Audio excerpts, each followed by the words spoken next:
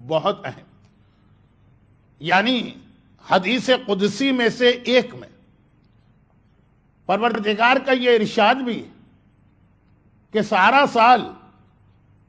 میرا بندہ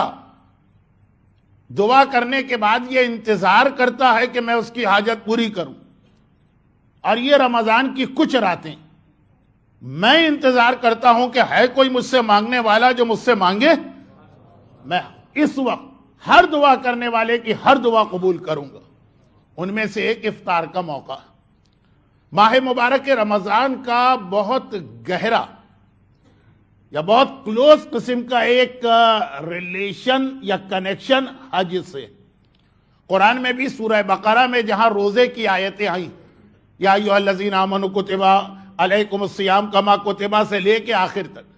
جہاں روزے کا بیان مکمل ہوا اس کے فوراً بعد حج کا بیان شروع ہوا۔ ایک دو آیتیں یا ایک دو ٹاپک بیچ میں آ گئے، لیکن روزے کے بعد حج کا ذکر آیا۔ اور اسی طرح سے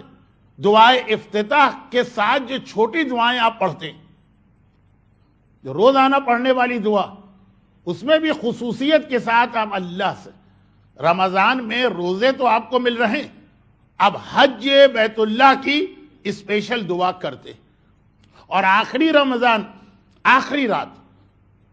جس کے بارے میں ایک خاص روایت پڑھی جاتی ہے کہ امام نے فرمایا کہ جو رمضان میں اپنے آپ کو معاف نہ کروا سکا اور جہنم سے آزادی نہیں ملی، اب اس کے پاس سال میں کوئی چانس نہیں ہے سوائے ایک کے، کہ وہ عرفات کے میدان میں حج کے دوران پہنچ جائے۔ تو رمضان کے فوراً بعد حج ہے، لیکن ایک ایسی حدیث جو خیر بہت معتبر تو نہیں، اتھینٹک حدیث نہیں، لیکن چونکہ وہ فضیلت اور ثواب والی حدیث ہے، جہاں پہ مومن کو کچھ مل رہا ہو وہ کبھی نہیں پوچھتا ہے کہ مولانا یہ حدیث معتبر ہے کہ کمزور ہے، سچی ہے کہ جھوٹی، بھئی کچھ مل ہی رہا ہے نا کہ یہ جملہ پڑھو اللہ تمہارے ساری زندگی کے گناہ معاف کر دے گا۔ کوئی نہیں پوچھتا مولانا کہاں لکھا، کیا اس کا سورس، اس کے راوی کیا، فلاں عمل کرو تو اللہ تمہیں 70,000 سال کی برکتیں دے گا۔ میں ان حدیثوں کا مذاق نہیں اڑا رہا ہوں، میں صرف یہ بتا رہا ہوں کہ یہاں کچھ مل رہا ہے نا، اپنا بینیفٹ ہے، تو مومن کبھی نہ یہ سوال کرتا ہے کہ کس کتاب میں لکھا، نہ یہ پوچھتا ہے کہ اس کے راوی کون سے ہیں، نہ یہ دریافت کرتا ہے کہ روایت معتبر ہے کہ نہیں۔ لیکن اگر کہا گیا کہ داڑھی رکھنا واجب ہے، مولانا کس کتاب میں لکھا، کس امام نے کہا، راوی کیسے ہیں، معتبر ہیں کہ غیر معتبر ہیں، نہیں اس کو بھی چھوڑی، ہمیں خالی قرآن میں دکھا۔ جہاں خمس کی بات آ گئی، جہاں حجاب کی بات آ گئی، جہاں داڑھی کی بات آ گئی، وہاں پہ یہ سارے کے سارے آرگومنٹ آ گئے کہ راوی بتائیے، کتاب بتائیے، امام بتائیے، پھر بھی اگر مغز میں نہیں آ رہا تو اس سب کے بعد بھی حدیث ہے تو ہم نہیں مانیں گے، قرآن میں دکھائی۔ یہ دونوں میں فرق نہیں ہونا چاہیے۔ ویل للمطففین، یہ نہیں ہونا چاہیے کہ جب آدمی کچھ لے رہا ہو اور اسے مل رہا ہو تو یہ سب چیزیں بھلا دے، اور جہاں اسے کوئی ڈیوٹی انجام دینا ہو تو اس کو پوری شریعت اور پورے اصول فقہ یاد آ جائیں۔ تو خیر یہ تو ضمنی بات آ گئی۔ تو حج کے حوالے سے ایک بہت مشہور روایت ہے، اور میں تیسری مرتبہ یہ جملہ کہہ رہا ہوں کہ بہرحال وہ بہت اتھینٹک نہیں، لیکن دعاؤں میں اور اعمال میں بہت اتھینٹک روایت ہمیں چاہیے بھی نہیں ہے، وہ حج میں بہت زیادہ پڑھی جاتی ہے۔ اور یہ بھی میں بتا دوں کہ پچھلے 10-15 سال میں یہ حدیث بہت فیمس ہو گئی۔ پہلے اتنی فیمس نہیں تھی کہ جی خانہ کعبہ پر نگاہ ڈالتے ہی پہلی دعا جو مانگی جائے گی اللہ اسے فوراً قبول کرے گا۔ یہ بہت ہی مشہور آج کل حدیث، اور اس اعتبار سے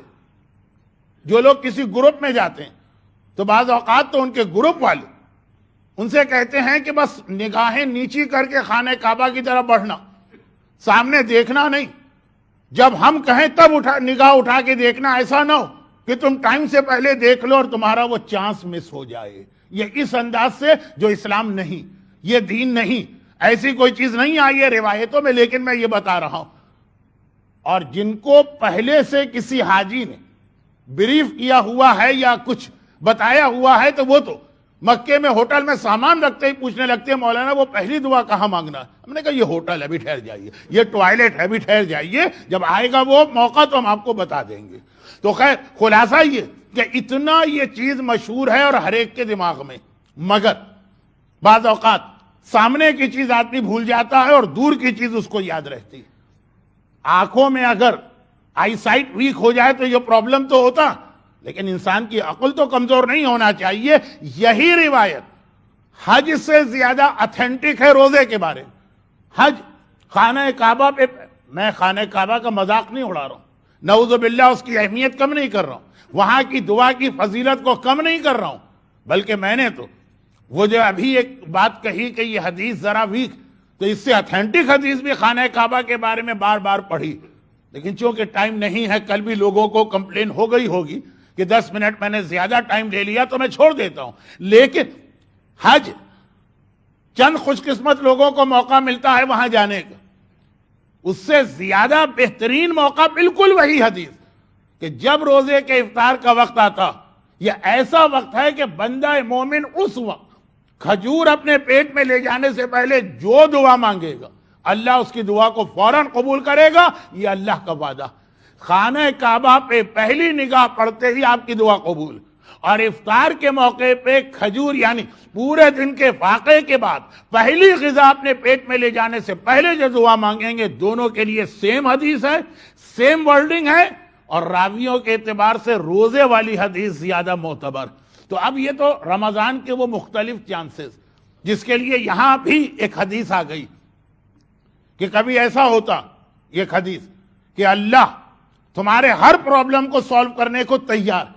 لیکن جو اللہ نے اس کا طریقہ رکھا ہے، جو اس کا ٹائم رکھا ہے، وہ تم نے مس کر دیا، اور سارا سال اب تم رو گے۔ رمضان اب اگلے ہی سال آئے گا، اس سے پہلے نہیں آ سکتا، سارا سال رونے والا۔ کاش جب قبولیت دعا کے موقع تھے اس وقت اگر 2 منٹ لگا دیتا تو یہ 2 منٹ کی زحمت اسے 365 دنوں کی زحمت سے بچا سکتی ہے۔ یہ پورے رمضان کے لیے بھی حدیث، ہر افطار کے لیے بھی ہے، ہر شب جمعہ کے لیے بھی ہے، اور شب قدر کے لیے بھی ہے، اور آج کی رات کے لیے۔